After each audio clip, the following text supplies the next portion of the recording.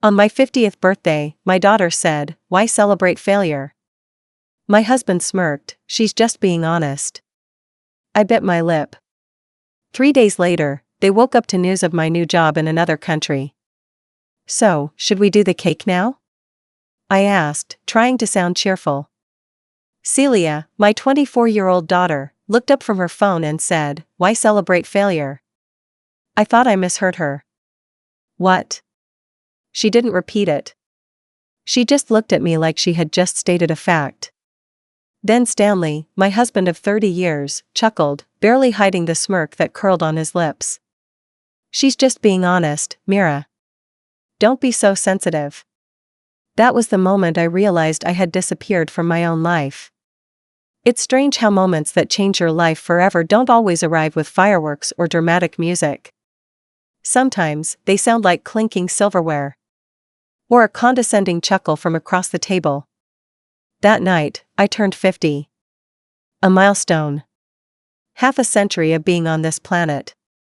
I had hoped, naively, maybe, that my family would acknowledge it with something more than a basic dinner and a store-bought card.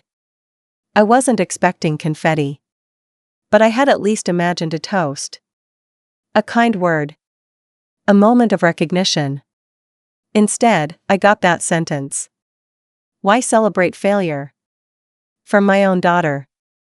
It hit me like a slap, but quieter. More humiliating. The room didn't react. Jonas, my 20-year-old son, blinked and said nothing. Stanley went right back to cutting his steak. Celia glanced at her phone again. I sat there, trying not to let my face show anything. But inside, something split. And that crack? It became the starting point of the biggest change in my life. I met Stanley when I was 19. We were both at Duke. He was pre-law back then, but eventually went into corporate finance.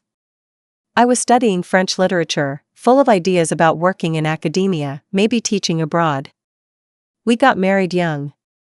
I gave up grad school for him. Then came the kids. I told myself I could always go back, but time kept slipping through my fingers.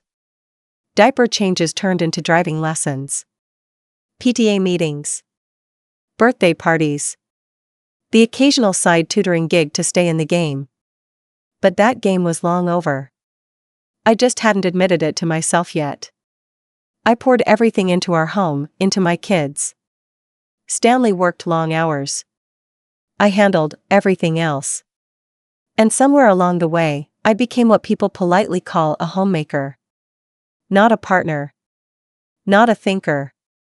Not even Mira anymore. Just mom. Just Mrs. Taylor. I didn't hate that role.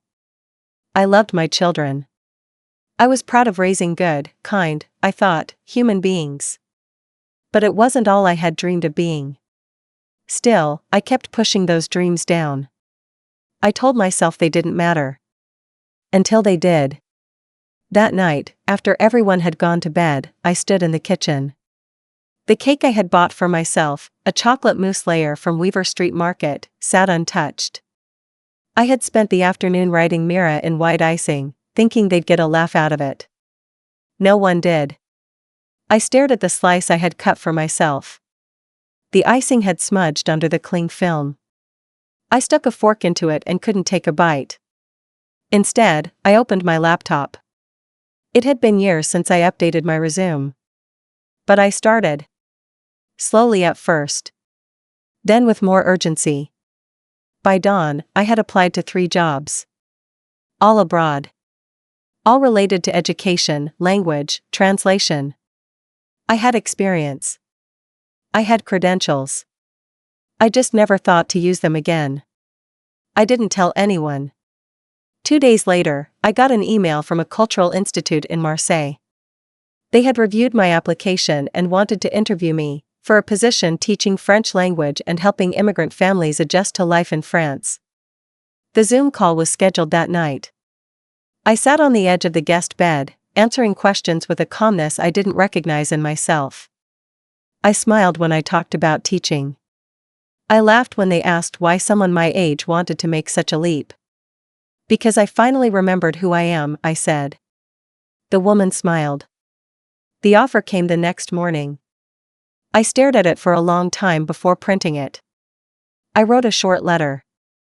Not an angry one. Just the truth. This family doesn't see me anymore. So I'm choosing to go where I can be useful, where I can grow. I'm not running away. I'm starting over. I placed the letter and the offer on the kitchen counter. I booked a one-way ticket. I packed light. A few dresses. My books. Photos of my kids when they still looked at me with awe instead of indifference. I left before sunrise. I didn't feel triumphant. Not at first. I felt scared. Like I was walking out onto a stage after decades backstage, trying to remember my lines. But Marseille welcomed me with warm skies and unfamiliar streets that somehow felt like home. My French, though rusty, came back quickly. I moved into a small apartment above a bookstore. I taught classes. I helped kids write essays. I translated medical forms and immigration papers for mothers with wide, nervous eyes. For the first time in a long time, people listened when I spoke. They respected what I knew. They asked me for advice. I found parts of myself I had long buried: confidence, joy, even laughter. It took 4 days before Stanley texted. "Where are you?" I replied, "Somewhere I'm valued." Celia called next. She didn't apologize. She just said, "Was it really that bad?" I didn't answer. Jonas messaged me last. He wrote, "Mom. I get it. I miss you though." That one made me cry. Jonas's message stayed on my phone screen long after I read it.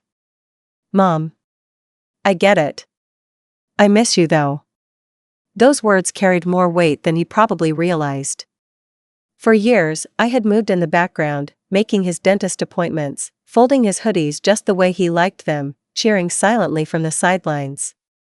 He rarely noticed, not because he didn't love me, but because I had made my care invisible.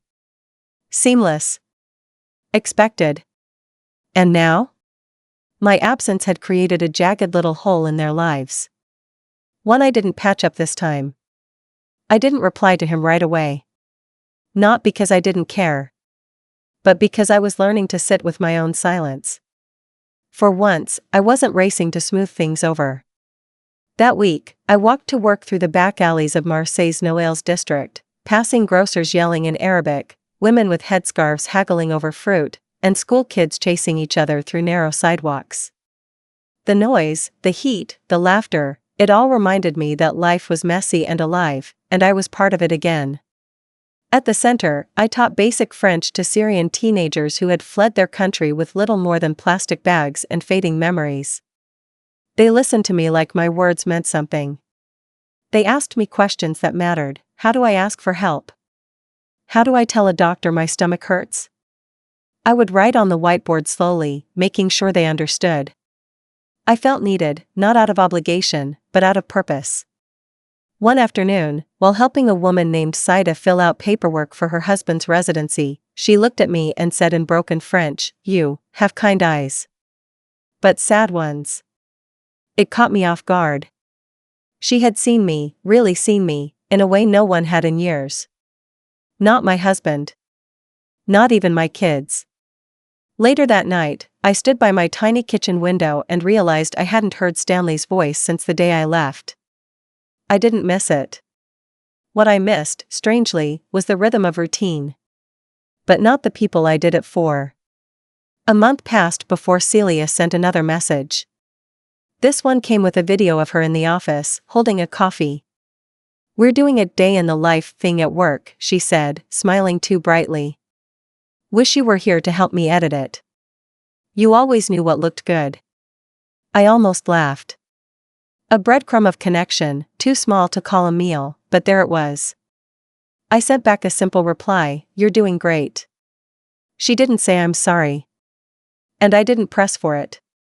That was something else I was learning, how to stop begging for scraps of appreciation. How to be okay with not being everything to everyone. One morning, I opened my inbox to find an invitation to speak at a women's event hosted by a local university. The theme was reinvention after 50.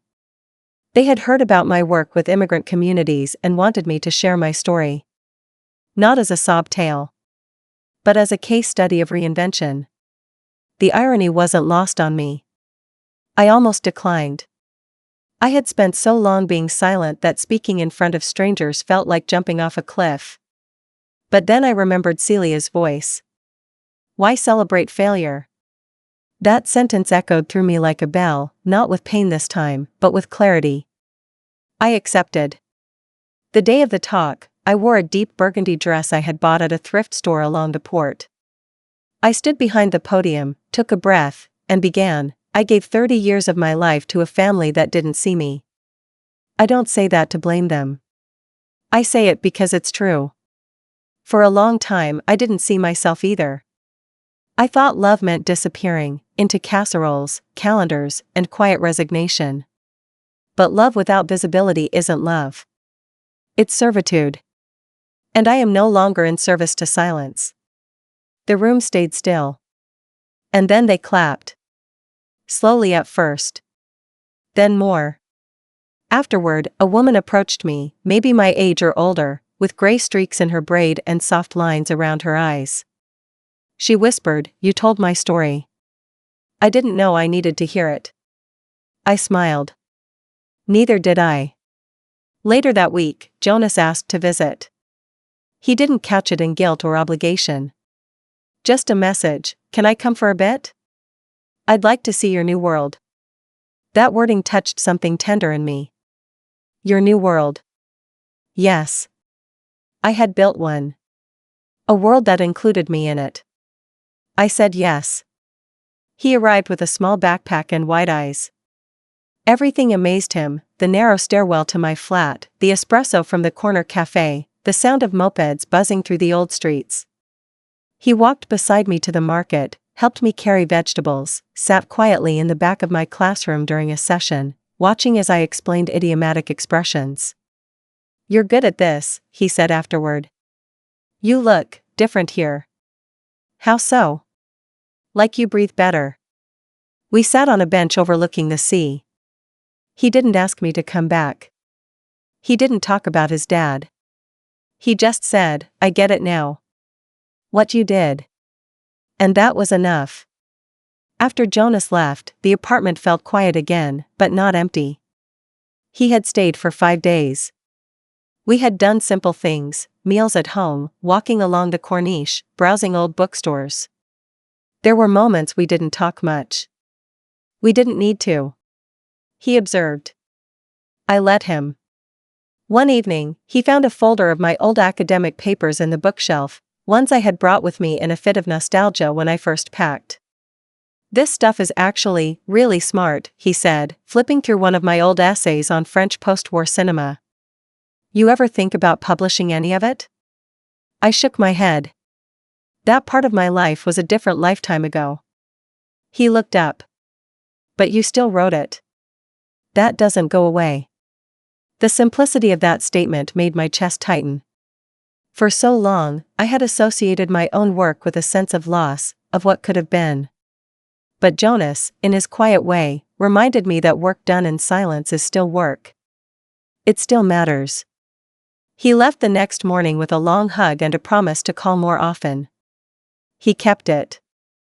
A few weeks later, I got a message from Stanley. Subject line: taxes. Of course. His email was curt.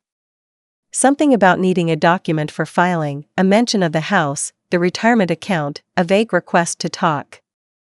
I stared at the screen for a long time before replying. "Stanley, I'm not avoiding you. I just have nothing to say that you'd be willing to hear. But I'll send the form you need." I attached the document and hit send. He replied, "Thanks." That was it. That little thread of interaction told me everything I needed to know. There was no curiosity about how I was. No mention of what had driven me away. Just the mechanical remnants of a shared legal life we once called a marriage. Strangely, I didn't feel angry anymore. I didn't need him to understand. Not anymore. I wasn't in his orbit, spinning endlessly for scraps of validation. I was in my own atmosphere now. Celia didn't reach out for 2 more months. Then one afternoon, I got a message out of nowhere. I'd been thinking about that night. I knew exactly which night she meant. She followed up with a voice note, a hesitant one. I don't know why I said what I said, Mom. I think I was scared. Seeing you not having what I thought you'd want made me panic. I don't know. I was being harsh, and I think, maybe I was projecting. Anyway. I'm sorry. Really sorry. I listened to the message twice. Not because I didn't believe her, but because hearing my adult daughter admit to fear was something I'd never expected. It made me wonder, how much of what our children say to us is just a reflection of their own fear? Their own desperate need for reassurance? I didn't reply right away. I gave it a day. Maybe for her sake. Maybe for mine. When I did reply, it was short. Thank you for saying that.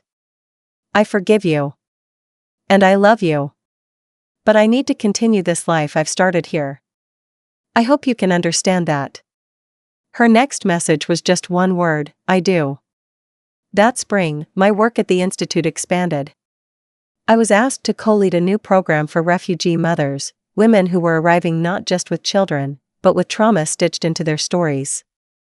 We met twice a week in a sunlit room that smelled of lavender and old chalk, and we spoke in broken French and halting English, and sometimes without words at all.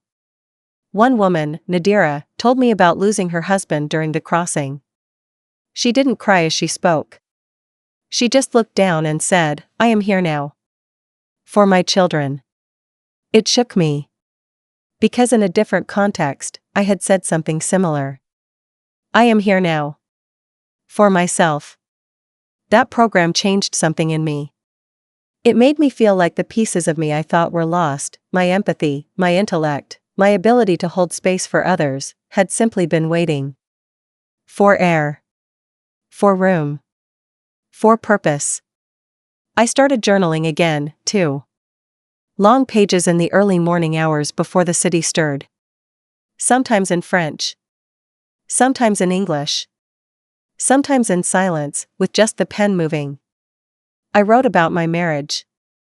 My mistakes. My complicity in disappearing. The slow erosion of identity. And the guilt, for waiting so long to wake up. I didn't frame myself as a hero. Or a victim.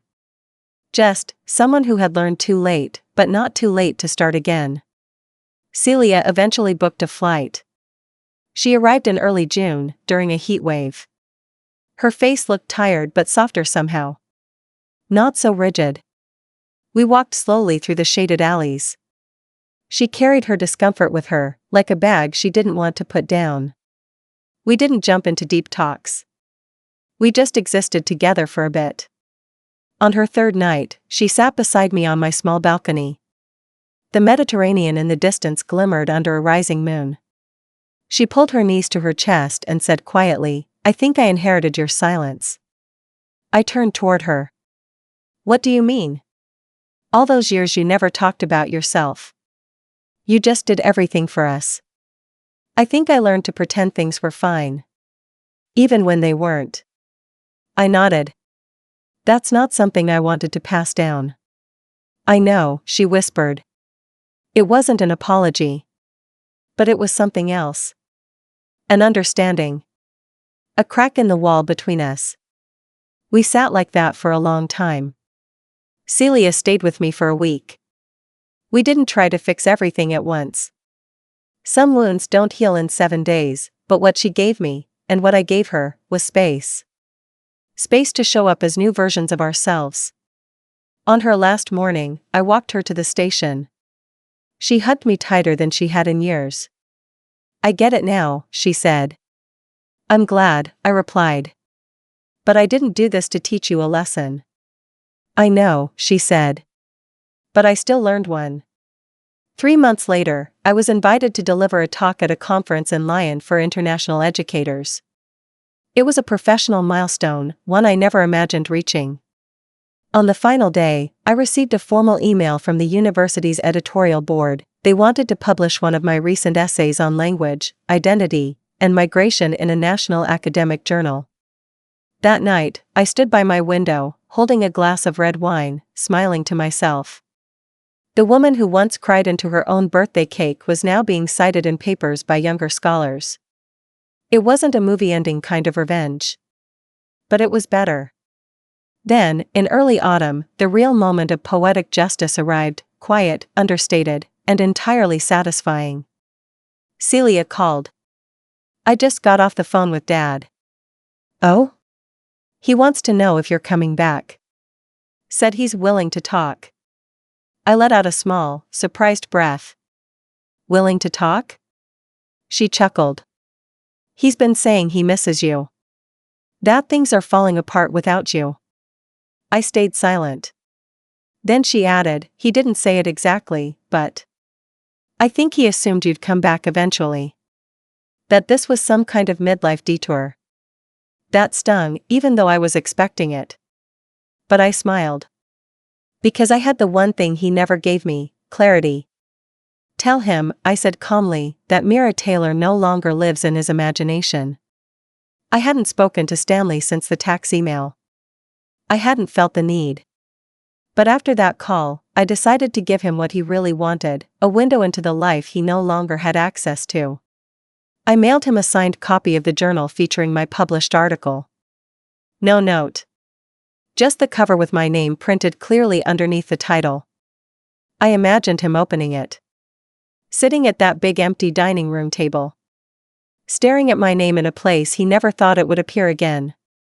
A woman he thought had withered quietly in the background had bloomed, publicly, confidently, without him. That was my revenge. Not shouting. Not insults. Success. Fulfillment. Unapologetic joy. By winter, my life had roots.